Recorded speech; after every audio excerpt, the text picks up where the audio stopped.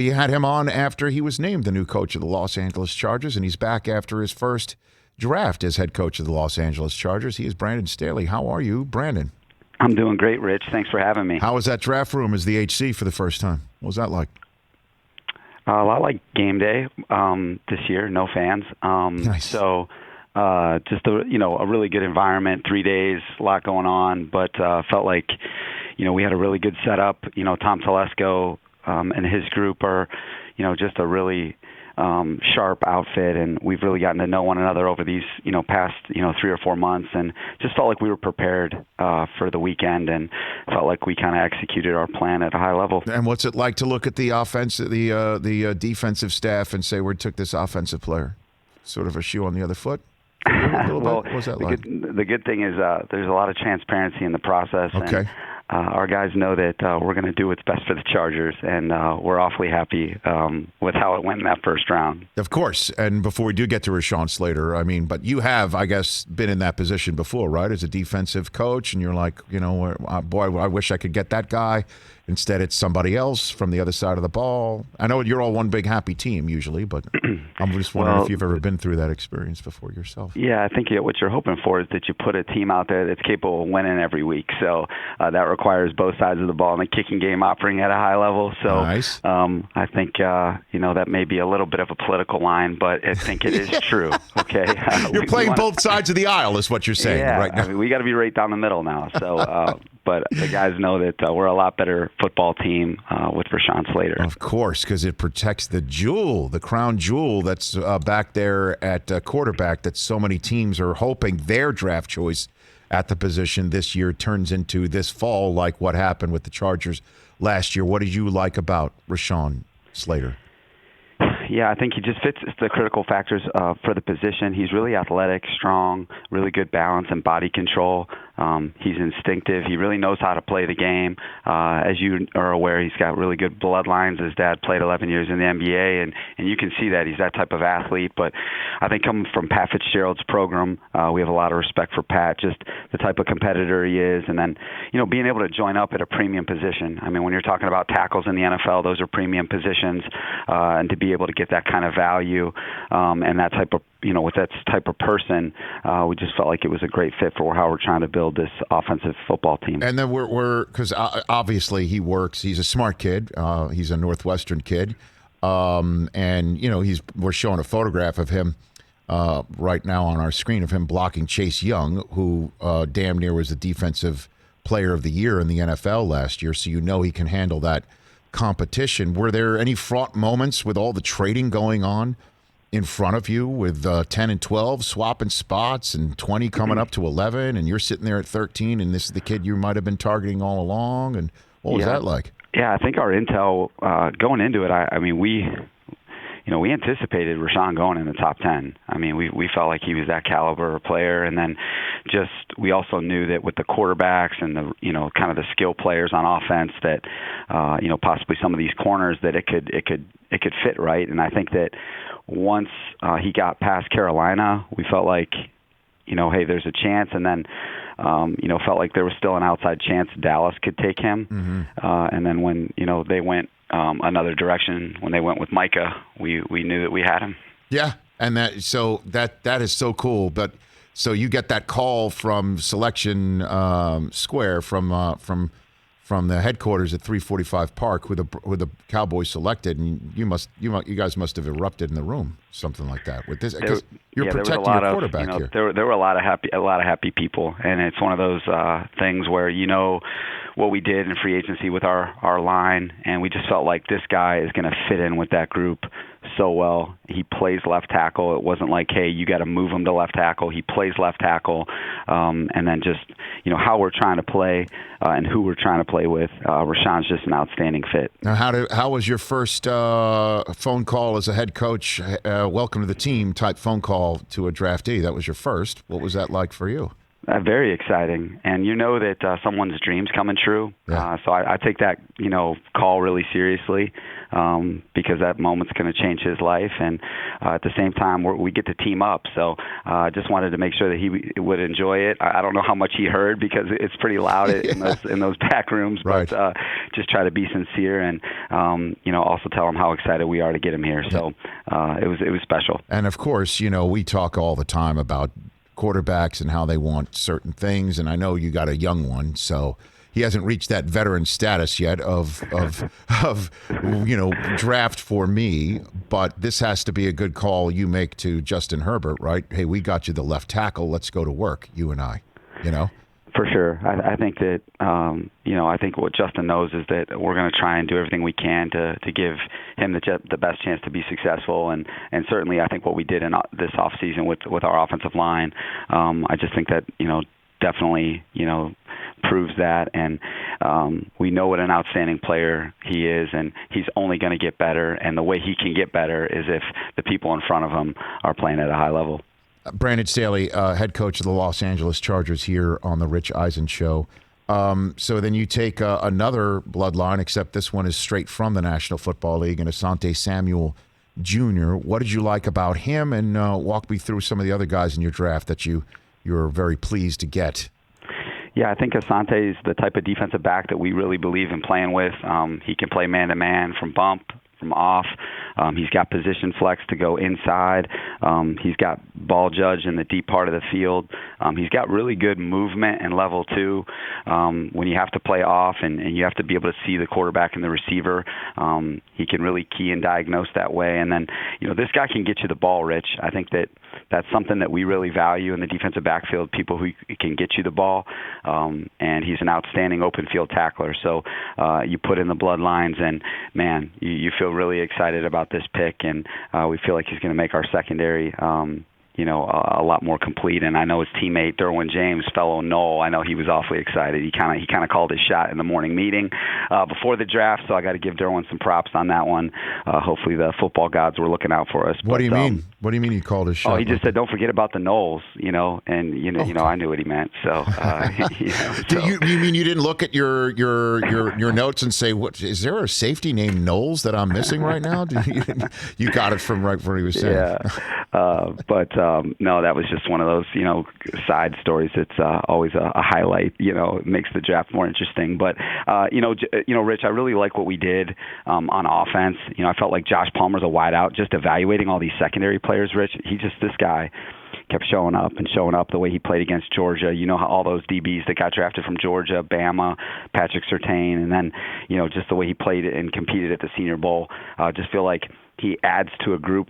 Mike Williams and Keenan Allen are two of the premier wideouts in the NFL, and be able to add Josh to that group. We've got some young receivers, Jalen Guyton, Tyron Johnson, Joe Reed. We just feel like this guy's a weapon. This guy can play outside, and the NFL can move inside. So feel really strongly about him. And then we got Trey McKitty from Georgia, a tight end that can really play on the line, Rich, which is kind of becoming a more rare thing. And feel like played at a really high level, the best conference in the country.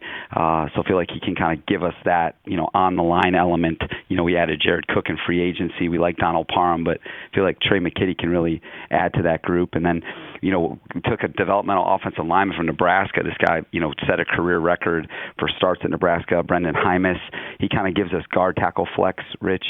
Feel like this guy's going to add to that room, give us, that young depth, learn from, Corey Lindsley and Brian Balaga and Ode Abushi, Matt Filer. You can kind of learn and grow and improve. So felt really good about that. And then we took this back from Missouri that I'm a really big fan of. We had this guy stacked a lot higher, Larry Roundtree. He was second team All-SEC. He's showing up all over the movie against Georgia, Bama, all these great fronts. This guy can see. He's got balance, body control. He can pass protect. So I'm kind of, we're really fired up about him. And then on defense, we took Chris Rump from Duke, who kind of fits that edge style player that, we played with in the past, whether it was the Rams, Bears, or Broncos, and just a complete player, guy that has upside. He can play special teams, which is kind of rare for an edge player. His dad is an NFL coach, so he's got really good makeup, really good bloodlines, and just feel like he's going to add to that group with Joey and Chenna and Kyler Fackrell. So, and then we took a safety from Georgia in the 7th round, Mark Webb. He's really versatile. He played kind of all over the secondary at Georgia, and feel like he's got a pro body, outstanding special teams player. Was a former receiver, then moved to defensive back, and then we took Nick Neiman from Iowa. Really athletic, long linebacker. Kind of side note, he went to my wife's high school, Sycamore High School in Illinois. So I called him and told him he is the second most famous Sycamore alum, because my wife is in the Athletic Hall of Fame there. Damn straight. Okay. So I said, Nick, I love you, but you're second best Sycamore alum. And so he, this guy was in shock. He'd just gotten drafted, so I don't think he had any idea what I was talking about. But it is the truth. So this guy gets drafted, and you start talking about your wife's in that in the Hall of Fame in the same school. It was just a preview of things to come when he gets here. I just wanted him to know the real head coach that he was playing for. So, but we're really excited about him. He's a coach's son as well, but just a real 2-year starter at Iowa. His brother plays for the Chiefs, and he's just a really long, athletic, tough, instinctive player, and very productive. Kirk Ferentz, we have a lot of respect for him. So, a pretty deep class, good balance between offense and defense. And like I mentioned before, I think that really is the key. You're trying to build a balanced team, and I feel like our draft kind of reflected that. Well, Brandon Staley, Chargers head coach here on the Rich Eisen Show. Do you feel, I know this is kind of a loaded question to ask a coach, but I'm going to ask it anyway. Certainly here in Los Angeles, Rams, Stan Kroenke, we all know, is the man who put a lot of Kroenke dollars to actually buy the stadium and build the stadium in a manner that the Chargers are also in. And, the Rams made a big splash in getting Matthew Stafford. Do you feel you're overlooked, not only in this town, but also maybe the division, the NFL writ large? What do you think of that? I don't have a strong sense of that, Rich, to be very honest. I've kind of said this before, been asked, a similar question. I feel like, Rich, coming here, I really want our team to focus on being as good as it can be. I feel like that's how you get to ultimately where you're capable of going. The NFL is, to me, one of the most competitive places in the world, and you start looking around, and you're going to lose sight of what's in front of you. And so what we're trying to do here is create something different, something new, really be as good as we can be, trying to push it as far as we can every single day. That's what we've been doing since we joined up with these players a few weeks ago. And I know that if we do that, we've got good enough players to compete with anybody. And so that's been my message to the team. And hopefully, we'll be able to play that way come the fall. Plus, you got a humble kid that's right at the center, behind, under center in shotgun. He sure helps. He sure helps. But I mean, look, he sure helps with that message. That's what you keep hearing, though, is that this is the kid that everybody hopes that that everyone that just got drafted can be. Like, you've got a unicorn in the sense of what everybody from the outside is viewing Justin Herbert to be, and that's now been placed in your care. I mean, that's a significant player that you've got right there. And what's your relationship with him like? Can you walk us through anything? Open a door on something for me on this? Yeah, definitely. It's a big responsibility, and the biggest component of the job. And I've really enjoyed getting to work with this guy every day. Just being able to get to know him. We had an event at the stadium, a week ago or whenever that was for season ticket holders. And, my boys were able to meet him for the first time, and just the type of person he is, just so genuine, so authentic.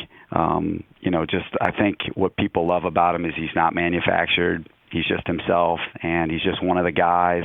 I can see his leadership style express itself on a daily basis because, our guys just love being around him. So all that draft stuff from last year, it's hard for me to even believe that was something that people were saying about him because everyone loves this guy. Mm-hmm. And he's such a hard worker.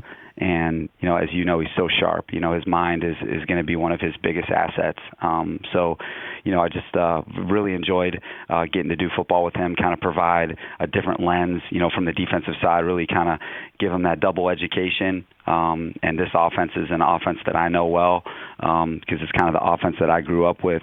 Joe Lombardi is a guy that I've known for a really long time. Yes. So that relationship, I feel like I can, serve as a coach both ways, offer him that defensive perspective. But then, I know this offense. This is the offense that I know the best. So it's been a lot of fun working together. And, he just continues to improve. And I think that's the other thing, Rich, is that he's just at the beginning. I mean, this guy's going to get a lot better. And that's what we're focused on, is really working at his game and making sure that, every single day we're together, that he's getting one step closer to being, the player he's capable of being. Yeah. Have you, are you going to keep him away from getting his hair cut by the strength and conditioning coach? That's his only misstep. I said that's also a great asset of yours is your hair. So Yes. Let's keep that going. I know, it's good to go either way though. So he's got flexibility that way. But yeah, he took his elite quarterback hair and he turned him into a cast member of Stand By Me. I don't know. I don't get it. You know what I'm saying? Like normally you neck up, I would have no problem with Justin Herbert, but that was a big question mark for me. Yeah, he's got a good sense of humor about it too. So he doesn't take himself too seriously. All right, I think is also a good trait. Of course it is. Thanks for the call again. I think you remember the last time we spoke when you had just become a member of the Los Angeles Chargers after being the DC with the Rams and then the HC now of the LAC. You remember what I brought up with you since I'm coming to Hollywood Park as well. Coach, right? Remember I brought this up? Yeah, a lot's happened since that last call, but I do remember. Okay. So yes, NFL Network is moving its offices and studios to SoFi Stadium in Hollywood Park. Have you sussed out the parking situation for me in the interim between our conversation? If you don't mind did, me and asking? so we had that event there at the stadium a week ago, Yep. and with you in mind, and with the Run Rich Run event, you were very much back in the public eye, which is amazing. Congratulations on that. Appreciate that. Thank you. But the parking situation, to me, there's a stealth way, like kind of a Batman way of kind of going underneath that I think that you should investigate. If you go, and I'm thinking that if with, certainly your status, that you could sort of achieve that. It involves kind of hanging a left on Victory and then kind of you keep rolling, and then there's kind of a stealth way that you can get underneath the tunnel, which I would highly recommend. Okay. Very crucial information. Who needs surface street parking? Is what you're saying. That's what I'm saying. I feel like you've earned it. Thank you. Okay. Good to know. Outstanding intel. I will check the film. It was a smooth little deal. And I would highly, I can imagine that that's a lot better than parking up top. I'm not going to surface street park. Come on. Nope. Okay. I've got 18 years in the NFL. So thank you, Coach. I appreciate that. And then when the schedule comes out on May 12th, I'll find out when you're on the road and use your spot. If you don't slide mind. right in there. It'll just say, whatever Rich Eisen. We'll endow the parking spot. I love it. Thank you. Because as you know, in your time in Los Angeles, nothing more important than knowing how to park and when to park, and of course, validation. And I don't mean you're doing a good job. I mean validation. That's the sort of validation I'm talking about. So, absolutely. Thank you, Coach. Greatly appreciate the chat. Let's talk during the summer again. Congrats on your first draft. Take care. You bet. That's Brandon Staley, HC of the LAC. Hey, you watched all the way to the end. Thanks for that. Watch more right here.